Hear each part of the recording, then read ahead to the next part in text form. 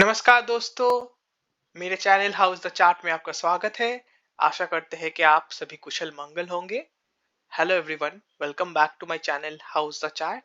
I hope every one of you are doing well.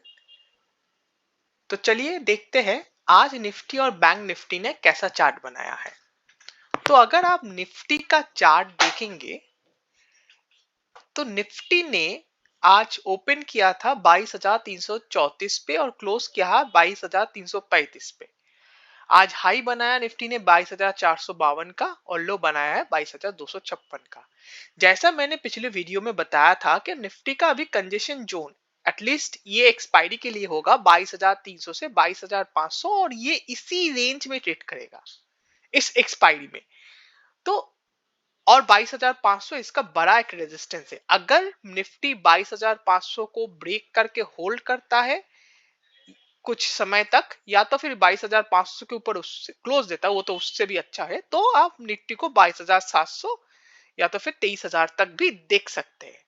लेकिन अगर आज आपने देखा है कि आज मार्केट में बहुत बड़ा डिसीजन था कि ऊपर जाएगा या नीचे जाएगा।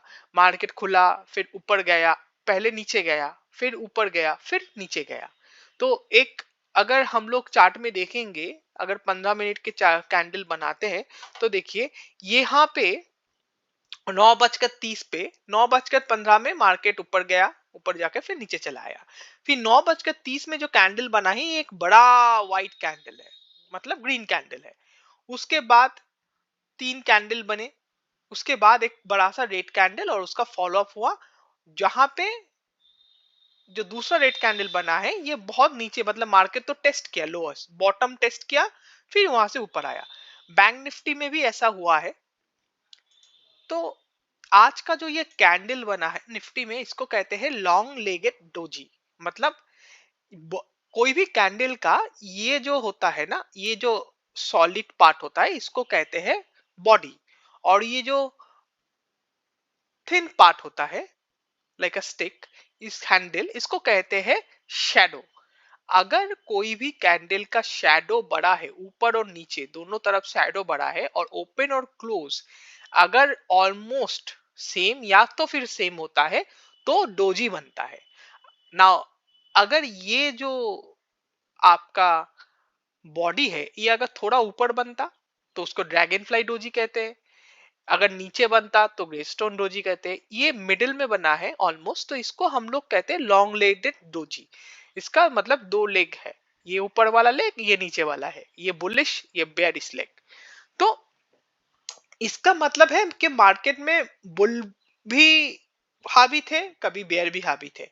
तो कोई मोड़, मतलब कोई आ, मोड़ नहीं था, मतलब कहाँ जाएगा, ऊपर जाएगा या नीचे जाएगा, ऐसा कोई डिसीजन नहीं था। तो अब कल मार्केट को हम लोग कैसे ट्रेड करेंगे? देखिए कल बैंक निफ्टी की एक्सपायरी है, तो मार्केट कल भी ऊपर नीचे जाएगा। इस एक्सपायरी तक मेरे को लगता है मार्केट यही 22,300 के 22,500 के रेंज के अंदर ही क्लोज देगा, और 22,000 रेजिस्टेंस को ब्रेक नहीं कर पाएगा, कल भी नहीं, परसों भी नहीं।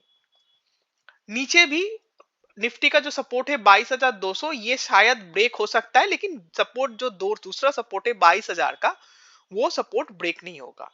और नीचे 21,800 में भी एक बहुत स्ट्रॉन्ग सपोर्ट है। तो मेरे लिए निफ्टी अभी इसी रेंज में ट्रेड करेगा, जहां पे 22,200 से 22,500 तक, और कंजेशन जोन ये 22,300 के, ये कंजेशन जोन है, क्योंकि यहाँ पे ऊपर जाएगा, फिर नीचे आएगा, फिर ऊपर जाएगा, नीचे आएगा, और जाके इसी रेंज में क्लोज करेगा। So as I've discussed in my previous video that Nifty will trade within a congestion zone of 22,300 to 22,500, and Nifty has a resistance of 22,500 for the timing for this expiry. It's a big resistance. If Nifty break this resistance and trades above 22,500 or closes above 22,500, then we might see a follow up buying to a target of 22,700 and 23,000. Now, what is the support for Nifty? No, it needs the Nifty have a support for 22,200. The first support. The second support is around 22,000, and the third support is around 21,800. See, today, if you see, the market was in a indecision mode. It has created a long-legged doji on this chart pattern because the open and close are very close, and the shadow of the candle is quite big. So in a candle, the solid part is called the body of the candle, and this thin part of the candle, like a stick, this is called a shadow of the candle. So whenever you have a larger shadow than the body, and the body is almost like a, a line where the open and close are very close to each other, that creates a doji. Now if this body part was on the top of the candle, it would have been uh, a dragonfly doji, and if it's in the lower part of the candle, it would have been a Greystone 2G, but it is around the middle. So what it signifies is that there was a huge indecision in the market, and even if we check the 15 minutes candle as well, see, market opened up, it went up, and then it went down. Then it created a very solid green candle, and everyone thought that market will go up. Then there was a follow up with a red candle, but which is almost did not close at the like at below this green candle, but it took a support from the lower end and it went up. Then there was another green candle, then there was a red candle, and then the next red candle, it went down, and the following candle went down and tested the support. So in this five candle, one tested the resistance and one tested the support. So for this week expiry, also tomorrow we have a bank nifty expiry, we'll come to that. But for this week, I believe nifty will trade in this zone.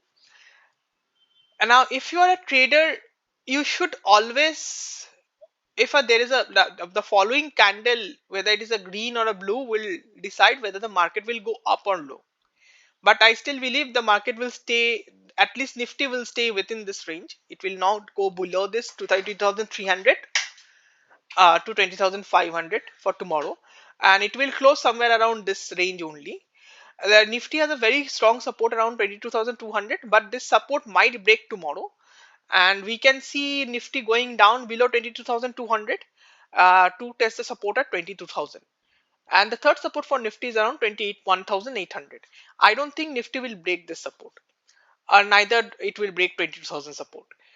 But if you're a trader, I would prefer you not to buy calls or put tomorrow, because you will just lose the value of the calls or put. And if you see today market also, that the call went quite high and then went down quite low, and you just lost the value of the call, the theta because of the theta decay.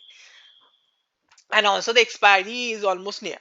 So, and even if you still want to trade, always keep a stop loss on the upper side as a resistance around 22,500, and on the lower side a resistance stop loss around 22,200. This should be your stop loss if you are trading in Nifty tomorrow. तो चलिए bank Nifty देखते हैं क्या बनाया है। तो bank Nifty जैसा मैंने पिछले वीडियो में भी बताया था कि बैंक निफ्टी का थोड़ा अभी वीक लग रहा है बैंक निफ्टी। लेकिन बैंक निफ्टी कल मैंने ये भी बताया था कि बैंक निफ्टी 47,000 का सपोर्ट जो है, 47,200 47,000 का सपोर्ट आज तोड़ेगा। तोड़ के वो 46,900 से सपोर्ट लेके 46,000 से सपोर्ट लेके वो आएगा ऊपर फिर से। और बैंक निफ्टी ने आज वही किया, उसने 46,884 का लो बनाया है। जैसा मैंने कल भी बताया था कि आप 20 पॉइंट नीचे रखिए, एकदम 46,900 मत रखिए, आप 46,880 या तो फिर 870 ऐसा रख के करिए, स्टॉप लॉस बनाइए। तो उसने 46,884 का स्टॉप लो मतलब सपोर्ट मतलब 46,900 का सपोर्ट को टेस्ट किया, फिर टेस्ट करके ऊपर आया, और ऊपर में उसने हाई बनाया है 47,812 का। और आज ओपन हुआ था अराउंड 47,351 पर और बंद हुआ 47,282 पर। तो अभी ये जो दिखाता है ये एक्चुअली ये भी बैंक निफ्टी में इंडिकेशन दिखाता है, लेकिन बैंक निफ्टी अभी थोड़ा वीक है। वो इलेक्ट्रॉलर बॉन्ड को लेके जो न्यूज आया है इसके लिए बहुत एसबीआई बहुत गिर चुका है, तो एचडीआई बहुत कंट्रीब्यूट करता है। आज एचडीएफसी बैंक ने सपोर्ट दिया था, लेकिन वो जो एचडीएफसी बैंक ने सपोर्ट जो दिया है वो कल देगा कि नहीं उसका भी कोई गारंटी नहीं। अगर तो बैंक निफ्टी अभी 47,500 से 47,800 के कंजेशन जोन जो में है वहां पे जब भी जाएगा वहां से फिर से नीचे आएगा। बैंक निफ्टी का पहला रेजिस्टेंस है 47,500। अगर ये 47,500 को ब्रेक करके टिक जाता है अच्छी तरह से, तो वो दूसरा रेजिस्टेंस को क्रॉस करने की कोशिश करेगा, वो है 47,800। अगर ये 47,800 को ब्रेक करते हैं अच्छी तरह से, तभी हम लोग ऊपर के रेंज देख पाएंगे। लेकिन बैंक निफ्टी इस एक्सपायरी में 48,000 के ऊपर नहीं जाएगा, वो 48,000 के नीचे ही क्लोज करेगा, करीबन इसी रेंज में क्लोज करेगा 47,500 से 47,800 के, या तो फिर 47,300 पर। बट वो 48,000 टेस्ट नहीं, मतलब उतना दूर टेस्ट कर सकता है, लेकिन ऊपर वो क्लोज वो ब्रेक नहीं करेगा। बैंक निफ्टी का टारगेट पहला है, अगर 47,500 को ब्रेक करता है तो पहला टारगेट है 47,600, और अगर 47,800 को ब्रेक करता है तो दूसरा टारगेट है 48,000। बैंक निफ्टी का सपोर्ट कहाँ है? बैंक निफ्टी का सपोर्ट 47,200 पे पहला सपोर्ट है, दूसरा सपोर्ट है 47,000 और तीसरा सपोर्ट है 46,900 से 47,000 47,000। अगर बैंक निफ्टी 46,900 का सपोर्ट ब्रेक करता है तो हम इसमें बड़ी गिरावट देख सकते हैं, बहुत ही बड़ी गिरावट देख सकते हैं, और ये आ सकता है 46,500 तक, अगर बैंक निफ्टी 46,900 का सपोर्ट तोड़ता है कल। तो आप अपना कल स्टॉप लॉस वैसा ही लगा के बेची खेली ट्रेड करिएगा। मैं तो बोलूंगा कल कॉल बाइंग और कॉल पुट में ट्रेडिंग ना ही करना अच्छा है, क्योंकि आ, कल भी वैसा ही वॉलेटिलिटी रहेगा जैसा निफ्टी में रहा है, बैंक निफ्टी में वैसा वॉलेटिलिटी रहेगा। और आज जो बैंक निफ्टी पॉजिटिव क्लोज किया है सिर्फ एचडीएफसी बैंक की वजह से। अगर एचडीएफसी बैंक अच्छा क्लोज नहीं देता तो शायद बैंक निफ्टी और भी नीचे जा सकता था, क्लोज हो सकता था, क्योंकि आज एचडीएफसी बैंक 2% ऊपर क्लोज दिया है। सिर्फ एचडीएफसी बैंक की वजह से ही आज ये थोड़ा अच्छा क्लोज दे पाया है, नहीं तो हम लोग बैंक निफ्टी को आज 47,000 के आसपास क्लोजिंग देख सकते थे। तो मैं आप लोगों को कल बोलूंगा थोड़ा कल स्टॉप लॉस अच्छी तरह से लगा के ट्रेड कीजिएगा, लेकिन कॉल बाई या पुट बाई करना ही अच्छा है। और सपोर्ट और रेजिस्टेंस के साथ जब आएगा पास में, तो आप अगर कॉल और पुट बाई कर चुके हो तो सपोर्ट और रेजिस्टेंस के टाइम पे आप वो बेच दीजिए। अगर वैल्यू ना भी मिले तो भी बेच दीजिए, क्योंकि इससे क्या होगा, आपका जो जितना लॉस होना चाहिए था उससे कम होगा।